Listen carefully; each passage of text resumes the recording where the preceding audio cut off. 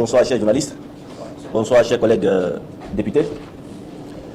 Alors nous sommes là ce soir pour une conférence de presse par rapport à la situation qui a prévalu à l'Assemblée nationale depuis hier jusqu'au petit matin d'aujourd'hui.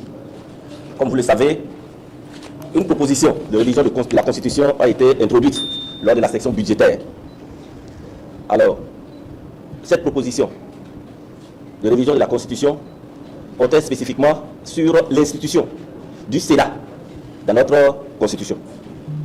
Et par rapport à cela, la position du Parti des démocrates était assez claire. Nous pensons que, à l'heure actuelle, la question du Sénat, excusez-moi, n'a pas fait l'objet de débat au sein de notre peuple. À partir de cet instant, il y avait des préoccupations plus importantes. C'est la raison pour laquelle nous n'avons pas été favorables à l'idée de cette révision de la Constitution. Alors, je vais essayer d'expliquer un peu les étapes pour en arriver à l'adoption de cette Constitution. Je crois qu'il y a deux phases. Il y a la phase de la recevabilité de la Constitution, alors, et la phase de l'adoption. Au niveau de la phase de la recevabilité, pour que cela soit recevable, il fallait 3/4 des députés, soit 82 députés. Je crois que la mouvance avait ses 82 députés. Nous avons procédé au vote, mais avant le vote, nous avons décidé quel type de vote fallait-il. Est-ce que ce serait au bulletin secret ou à la tribune? Je crois que la majorité a proposé que le vote soit secret. Et au niveau de la minorité, nous avons souhaité que cela soit à la tribune. Ce qui nous a obligés d'aller au vote. Et comme ils sont majoritaires, d'accord, ils ont remporté le vote et nous avons été contraints d'aller au vote secret. Alors, lors de ce vote, on s'en est sorti avec 22 non et 87 oui. Vous comprenez? Ça veut dire donc tous les députés du groupe parlementaire Les Démocrates n'étaient pas favorables à la recevabilité de cette révision de la Constitution. Alors, une fois qu'ils ont eu 87 et nous n'avons eu que 22, ça veut dire que la révision de la Constitution est devenue recevable. Il faut passer alors à la seconde étape. Alors, à la seconde étape, puisque c'est au bulletin secret, nous sommes organisés pour que seulement, sur les 22, que nous fassions des procurations pour que seulement 11 votent et chacun des 11 avait une procuration. Et c'est ça qui nous permettait d'avoir les 22 votes au complet. Rien ne pouvait nous empêcher, d'accord, de ne pas avoir les 22.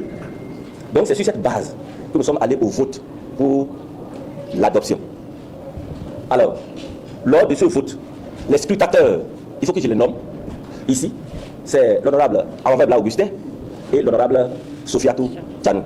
Tous de la majorité présidentielle, parlementaire si vous voulez. Donc ce sont les deux scrutateurs, ceux qui étaient appelés alors à organiser cette élection-là. Alors, lors du vote, je peux vous assurer ici que les 22 députés ont voté non. Les 22 députés, d'accord, du groupe parlementaire des démocrates ont voté le non.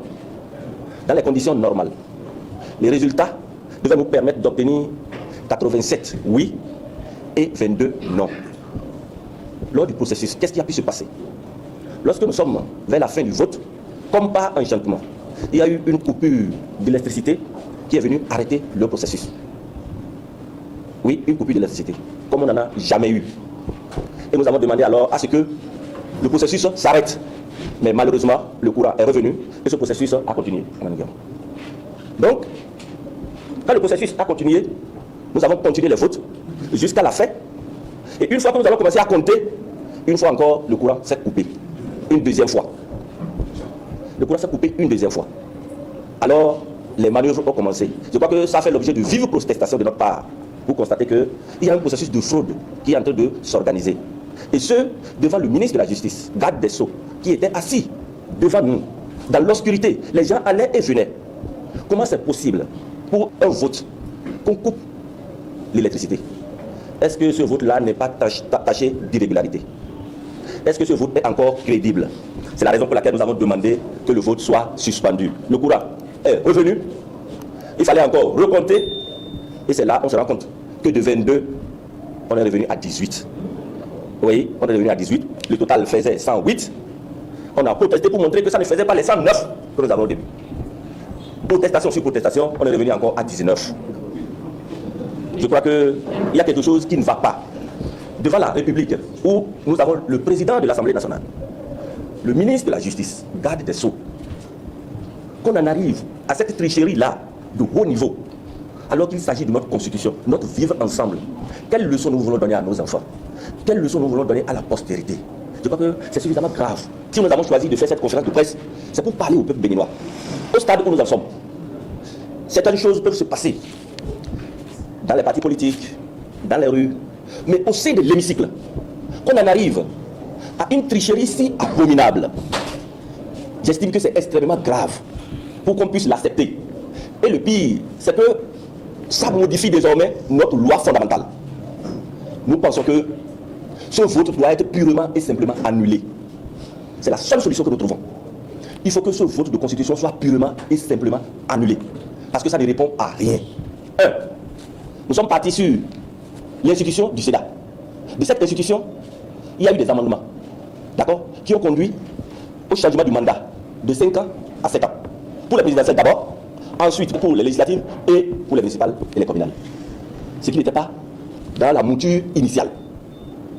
Mieux, il y a eu des modifications en profondeur que nous n'avions même pas. Et Dieu seul sait aujourd'hui quelle est la dernière mouture qui nous sera présentée. Puisque nous n'avons eu droit qu'au premier rapport. Les autres, nous ne les avons pas. Il y a eu tellement de modifications que pour rien au monde, on devait adopter cette nouvelle constitution. Pour le bien de ce pays, si nous aimons véritablement ce pays, je crois qu'il est important qu'on puisse annuler purement et simplement. Oui, pour la simple raison. Une constitution, c'est notre vivre ensemble. Et nous avons érigé le consensus comme un élément à valeur constitutionnelle. Il faut tout au moins réaliser un minimum de consensus. Si on ne l'a pas réalisé, au moins faisons les choses dans les règles de l'art. On ne peut pas avoir 22 députés qui aient véritablement voté, d'accord, et qu'on réduise les 22 à 19. Nous pensons que c'est de la tricherie. La tricherie au sommet de l'État, ce n'est pas bon. Ça ne nous honore guère. Notre République n'a pas besoin de ça. Et nous avons l'obligation, l'honnêteté intellectuelle de le dire. Oui, et c'est important pour nous.